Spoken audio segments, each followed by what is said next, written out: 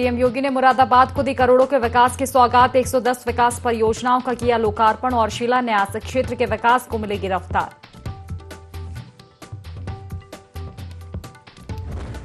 रायबरेली में पूर्व मंत्री स्वामी प्रसाद मौर्य पर हमला। युवक ने मौर्य को जड़ा थप्पड़। पुलिस गिरफ्त में एक और आरोपी।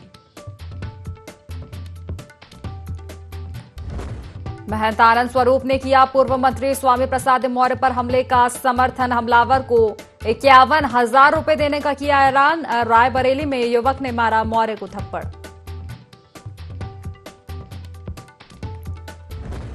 उत्तर प्रदेश में बाढ़ का कहर। बहराइच के 1 दर्जन से ज्यादा गांव बाढ़ की चपेट में। हजारों हेक्टेयर की फसलें जलमग्न। भारी नुकसान की आशंका।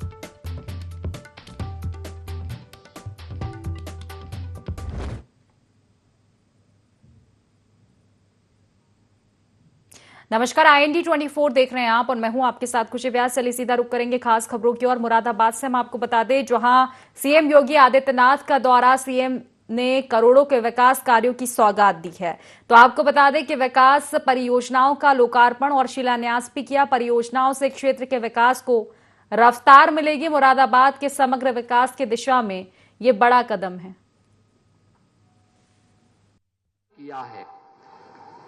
मुरादाबाद में कोई सरकारी विश्वविद्यालय हो, एक कल्पना थी। अब मुरादाबाद के पास अपना विश्वविद्यालय भी बन रहा है, मुरादाबाद के अंदर बन रहा है।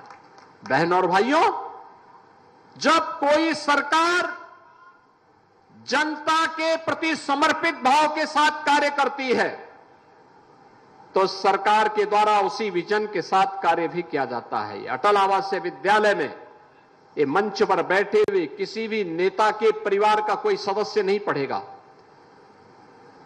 वर्ल्ड क्लास इंफ्रास्ट्रक्चर के साथ अत्याधुनिक शिक्षा के केंद्र हैं और इसमें प्राथमिकता किसको है? गरीब श्रमिकों के बच्चों के लिए। कोरोना कालखंड में जिन बच्चों ने अपने अभिभावक को खोया है, माता पिता को खोया है, उन बच्चों के लिए 18 विद्यालय पहले चरण में प्रारंभ हो चुके हैं। 18,000 बच्चे इसमें एक साथ अत्याधुनिक शिक्षा प्राप्त करेंगे। उनके रहने की, उनके खाने की, उनकी शिक्षा की पूरी व्यवस्था राज्य सरकार कर रही है, पूरी व्यवस्था कर रही है। और इसी तर्ज पर बेसिक शिक्षा परिषद के द्वारा 57 अन्य जनपदों में प्राइमरी से लेकर के सीनियर सेकेंडरी लेवल तक अत्याधुनिक शिक्षा के मुख्यमंत्री अभ्युदय विद्यालय, भारत सरकार के सहयोग से PM श्री विद्यालय, मुख्यमंत्री कंपोजिट विद्यालय, इनके निर्माण की कार्रवाई भी युद्ध स्तर पर आगे बढ़ चुकी है। याद करिए, समाजवादी पार्टी की सरकार के समय नकल को उन्होंने जन्म सिद्ध अधिकार बनाया था। नकल का परिणाम क्या था? उत्तर प्रदेश के नौजवानों के सामने पहचान का संकट खड़ा हो गया था। शिक्षा की व्यवस्था ध्वस्त हो गई थी।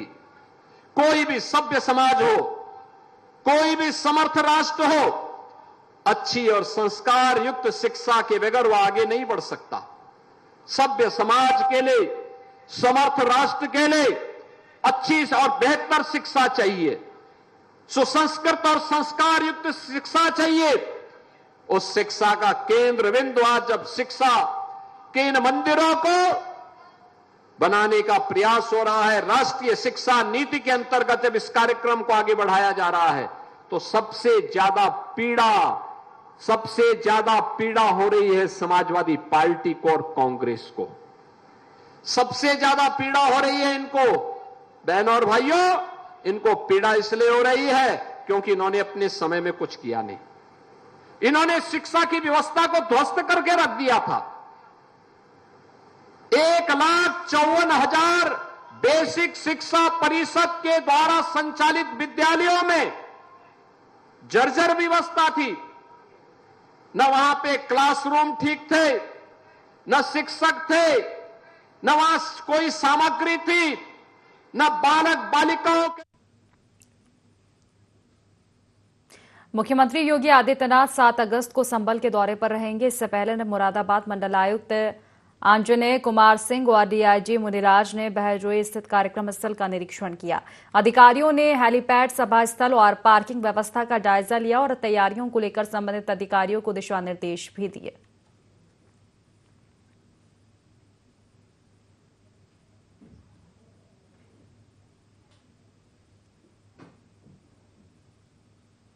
पूर्व कैबिनेट मंत्री स्वामी प्रसाद मौर्य को एक युवक ने थप्पड़ मार दिया।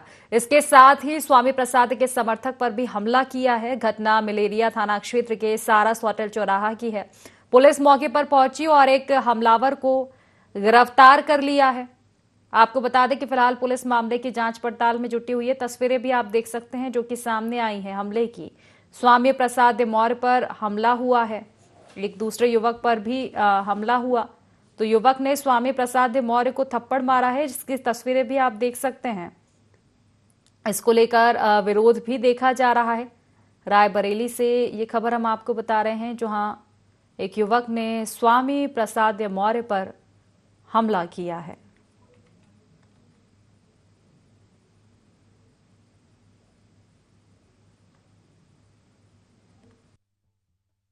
सेना के नाम पर कुछ कीड़े मकोड़े जी योगी सरकार की कानून की धज्जियां उड़ा रहे हैं जी। योगी सरकार गूंगी बहरी अंधी बन करके जी तमाशा देख रही है और ऐसा वाकया यहाँ की पुलिस की मौजूदगी में हुआ जी। इससे अंदाजा लगाया सकता है कि गुंडे माफिया अपराधियों की हौसले कितनी बुलंद है जी कि पुलिस को भी उनका डर नहीं। यहाँ पे स्वामी प्रसाद मौर्य जी का जो है स्वागत कार्यक्रम था, जिसमें काफी सारे कार्यकर्ता उनके जो है माला लेके खड़े थे।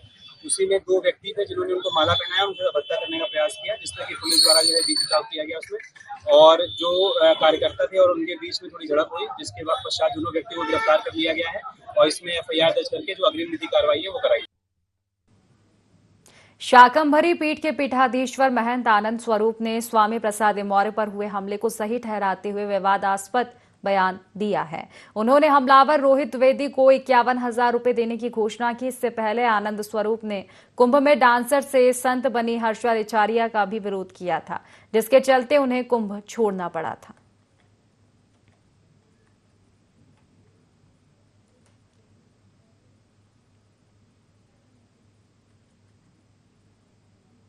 चलिए बस्ती से खबर बता दें, जहां राज्यपाल आनंदीबेन पटेल का दौरा, बेटियों की सुरक्षा पर बड़ा संदेश उन्होंने दिया।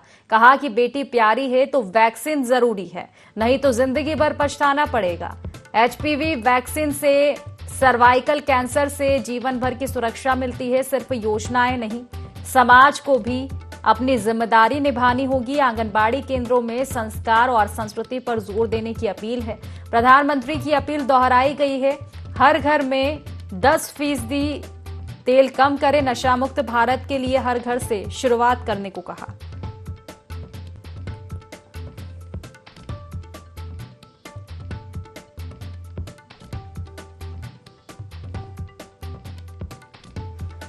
तो राज्यपाल आनंदीबेन पटेल का दौरा, बेटियों की सुरक्षा को लेकर उन्होंने संदेश दिया।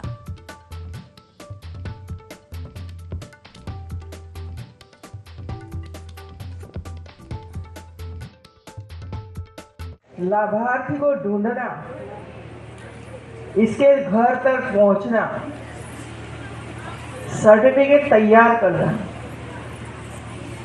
और सबको एक साथ बुलाकर ये लाभ दिलवाना, ये बहुत ही परिश्रम करना पड़ता है। आंगनवाड़ी में कौन आता है? गरीब के बच्चे, झोपड़पट्टी में रहने वाले बच्चे। कोई मेरा या आपका तो किसी का बच्चा नहीं आता है। आंगनवाड़ी का मकान कैसा होना चाहिए, इसमें कैसी सुविधा होनी चाहिए, पीने का पानी, आंगन जहां बच्चे खेल सके, बैठने के लिए चेयर हो, लिखने के लिए टेबल हो, खेलने के लिए विविध प्रकार के साधन हो।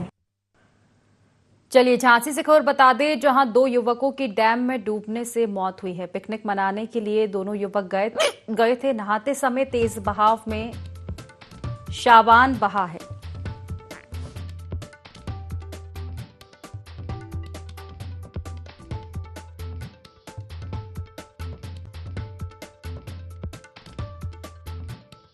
मदद से शव निकाल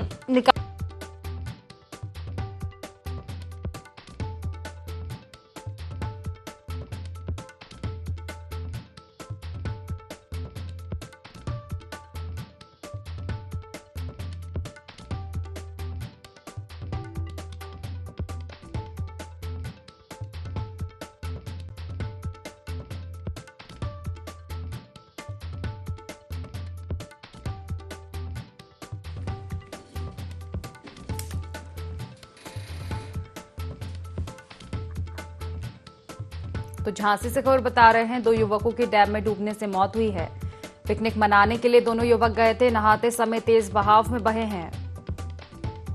तो पुलिस और गोताखोरों की मदद से शव निकाले गए। डॉक्टरों ने मेडिकल कॉलेज में दोनों को मृत घोषित किया। झांसी में बारिश के चलते सभी डैम फिलहाल लबालब भरे हुए हैं। घटना का वीडियो वायरल हो रहा है। तो पिकनिक मनाने गए 2 युवक बहे हैं तेज बहाव में। पुलिस और गोताखोरों की मदद से शवों को बाहर निकाला गया।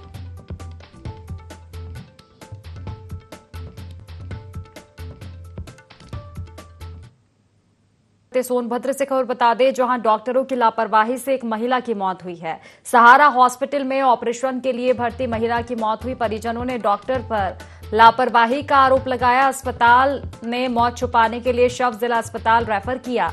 नसीरा बेगम बच्चेदानी में गांठ के ऑपरेशन के लिए भर्ती हुई थी। परिजनों ने हंगामा किया है, तो पुलिस ने समझाकर शव को पोस्टमार्टम के लिए भेजा है। डॉक्टरों की लापरवाही से महिला की मौत का मामला सामने आ रहा है। सहारा हॉस्पिटल में ऑपरेशन के लिए भर्ती हुई थी महिला, जिसकी मौत हुई। परिजनों ने डॉक्टर्स पर लापरवाही के आरोप लगाए।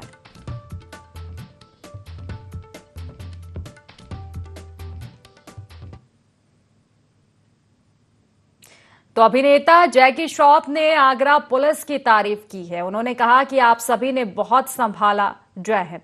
पिछले दिनों दरअसल आगरा में शूटिंग करने के लिए जैकी श्रॉफ पहुंचे थे। ताजमहल में शूटिंग करके वापस लौटे अभिनेता जैकी श्रॉफ। पुलिस ने और उन्होंने कहा कि पुलिस ने हमें पेड़े भी खिलाए, बहुत धन्यवाद। अनन्या पांडे, कार्तिक आर्यन भी मौजूद थे। तो अभिनेता जैकी श्रॉफ ने आगरा पुलिस की तारीफ की है। उन्होंने कहा कि आप सभी ने बहुत संभाला, जय हिंद। दरअसल आपको बता दें कि पिछले दिनों आगरा में शूटिंग करने के लिए जैकी श्रॉफ पहुंचे थे। ताजमहल में शूटिंग उन्होंने की थी और इसी को लेकर अब उन्होंने आगरा पुलिस की तारीफ की है।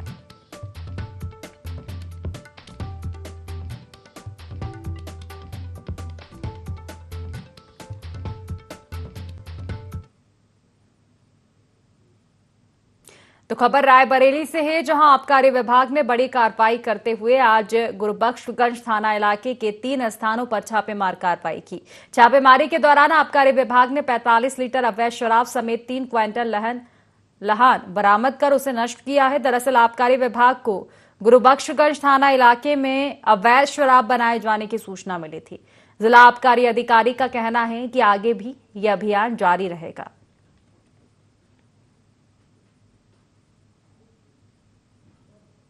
द्वारा समय समय पर दिए गए निर्देशों के क्रम में आदरणीय जिलाधिकारी महोदय के निर्देशानुसार आज दिनांक 5 अगस्त 2025 को आबकारी निरीक्षक क्षेत्र 1 श्री अखिलेश कुमार द्वारा हमराही स्टाफ के साथ थाना गुरबख्शगंज के अंतर्गत पूरे लाला साहेब एवं घाटमपुर के विभिन्न स्थानों पर दबिश देकर लगभग 45 लीटर अवैध कच्ची शराब बरामद की गई। इसके साथ ही मौके पर लगभग 300 किलोग्राम लहन नष्ट किया गया एवं 3 अभियोग आबकारी अधिनियम की सुसंगत धाराओं के अंतर्गत पंजीकृत किए गए। यह कार्रवाई अवैध शराब के निर्माण, बिक्री और उसके समूह नष्ट होने तक जारी रहेगी। धन्यवाद। चलिए पीलीभीत से खबर बता दें, जहां ट्रैक्टर ट्रॉली में पलटी है, एक युवक की मौके पर मौत हुई। 8 श्रद्धालु घायल बताए जा रहे हैं। तो गोला गोकरनाथ मेले से लौट रहे थे श्रद्धालु। ट्रैक्टर ट्रॉलियां नियंत्रित होकर सड़क किनारे पलट गई। घायलों को अस्पताल पहुंचाया गया है। असम हाईवे पर मोहनपुर गांव के पास हादसा हुआ। पीलीभीत से खबर बता दें, ट्रैक्टर ट्रॉली पलटी है, एक युवक की मौके पर ही मौत हुई, 8 श्रद्धालु घायल बताए जा रहे हैं। गोला गोकर्णनाथ मेले से सभी श्रद्धालु लौट रहे थे, इसी दौरान यह हादसा हुआ। घायलों को अस्पताल पहुंचाया गया है। असम हाईवे पर मोहनपुर गांव के पास की घटना।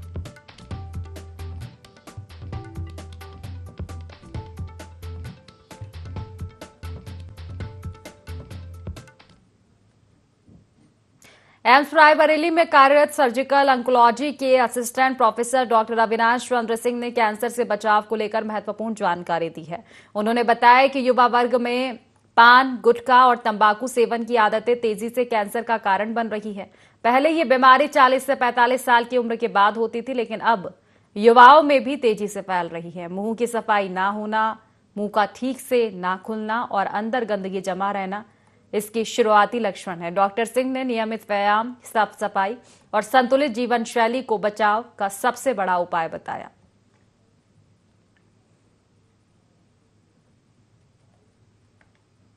सर, फैलने का सबसे बड़ा रीजन जो है हमारी डाइट, जो हम लोग रॉ फूड से हटते हुए कच्चे खाने से पके हुए खाने, रिफाइंड फूड जिसको बोला जाता है, उसकी तरफ जाते जा रहे हैं। तो उस खाने की वजह से हमारे बॉडी में काफी ज्यादा चेंजेस हो रहे हैं। हमारी जो दिनचर्या डेली की रहती है वो बहुत बदलती जा रही है। दूसरा चीज, स्मोकिंग, गुटखा, तंबाकू, इन सब का सेवन से भी काफी कैंसर बढ़ता है, स्पेशली मुंह का कैंसर, लंग्स का कैंसर, फेफड़े, इन सब का कैंसर ज्यादा मात्रा में दिखता है।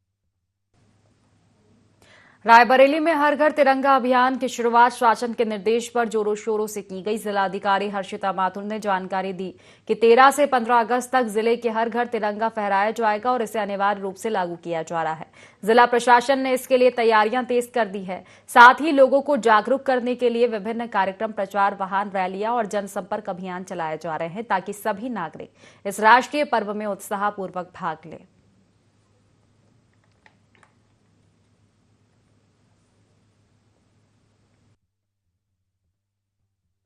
से प्राप्त निर्देशों के क्रम में हर घर तिरंगा का जो कार्यक्रम चलना है ये 3 चरणों में किया जाना है। 2 अगस्त से 8 अगस्त तक, 9 तारीख से 12 तारीख तक और फिर 13, 14 और 15 का आखिरी चरण होगा जिसमें इसको मनाया जाएगा।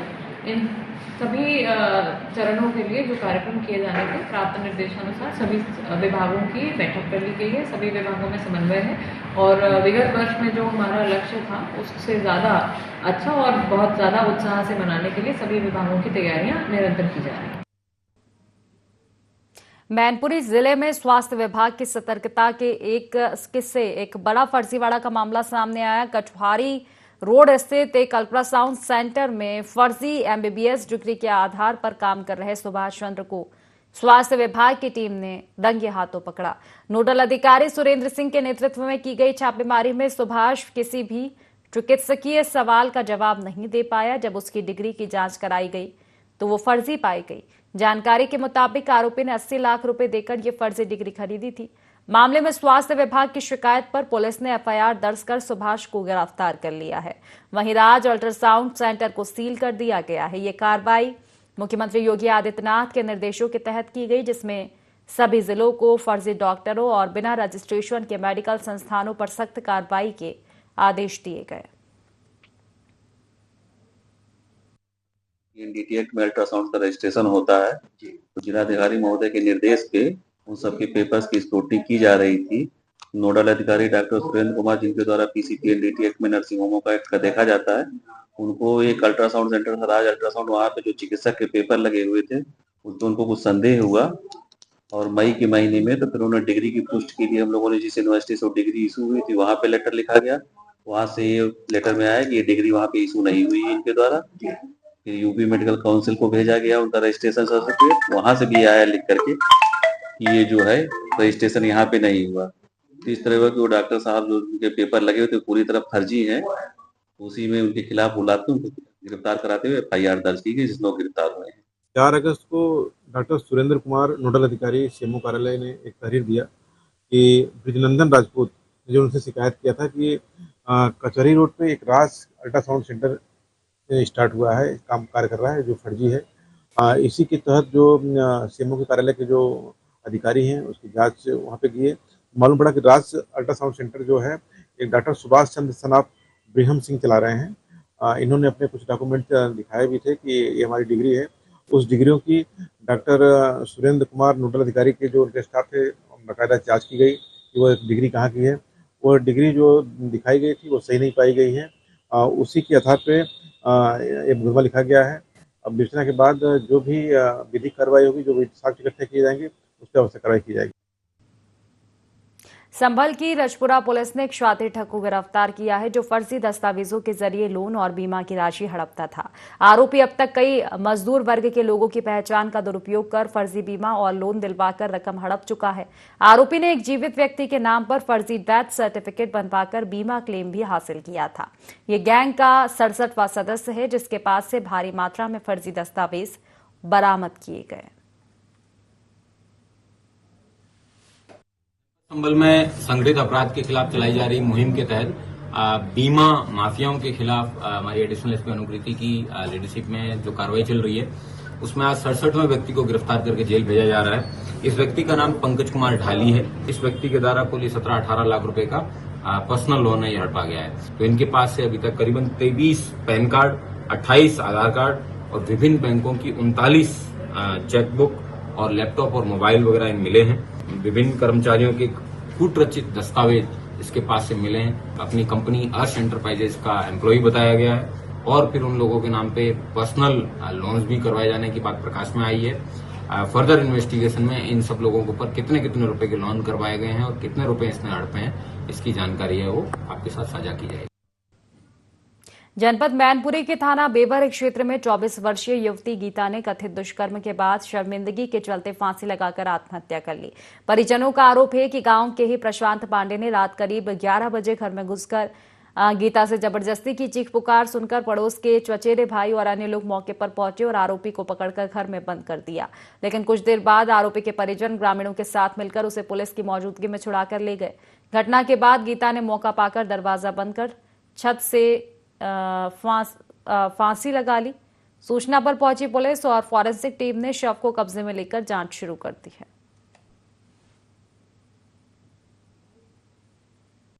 पता नहीं हो रही है। हम तो रिश्तेदारी में गए थे, 3 बजे के टाइम पे गए थे रिश्तेदारी। अब पता जाकर बच्चों कैसे घुसे आओ घर में, जाने बिटिया संग में गलत काम करे जाने। इंद्रेश को लड़का पांडे का परेशान था, जबरिया घुसाया। हम लोगों को थाना बेबर के ग्राम अहमलपुर में एक युवती के फांसी लगाने की सूचना मिली थी। तत्काल हम लोगों ने मौके पर आकर देखा तो युवती का शव जो पंखे का हुक है उस पर चुन्नी से लटका हुआ था। दरवाजा अंदर से बंद था। मौके पर फॉरेंसिक टीम को बुलाकर खिड़की के माध्यम से अंदर प्रवेश करके दरवाजे को खोलकर सबको नीचे उतारा गया है और इसके सबको हम लोग पंचायतनामा भरवा कर पीएम खेत भिजवा रहे हैं। हम लोग इस संबंध में पूरी छानबीन कर रहे हैं, पूरी जांच कर रहे हैं और जो सारी स्थितियां हैं वो पीएम होने के बाद क्लियर होंगी। जैसे ही जांच में जो भी तथ्य आएंगे उसके आधार पर हम लोग आगे की कार्रवाई करेंगे। जालौन के उरई नगर क्षेत्र की पोस्ट ऑफिस में सर्वर खराबी के चलते रक्षाबंधन से पहले राखियों की डिलीवरी नहीं हो पा रही है, जिससे बहनों में भारी नाराजगी है। सर्वर की समस्या के कारण डाक नहीं भेजी जा सके, जिससे बहनों को राखी पोस्ट किए बिना लौटना पड़ा। महिलाओं की लंबी लंबी कतारें पोस्ट ऑफिस में देखी गई। पोस्टमास्टर के अनुसार हाल ही में लॉन्च हुआ 2.2 सर्वर सही तरीके से काम नहीं कर रहा है। कर्मचारियों के तकनीकी अनुभव की कमी से समस्या और भी बढ़ चुकी है।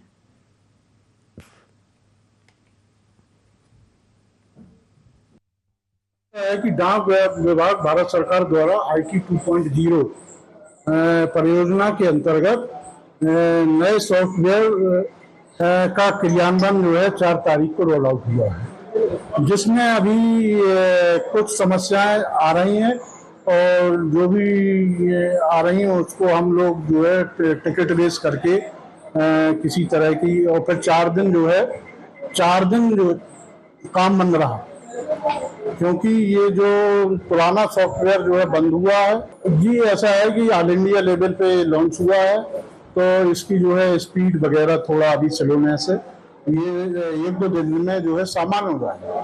थोड़ा अभी हाल में ही नेट का इशू ज्यादा आ रहा है। फिलहाल इस बुलेटिन में बस इतना ही। आप बने रहिए IND24 के साथ। नमस्कार।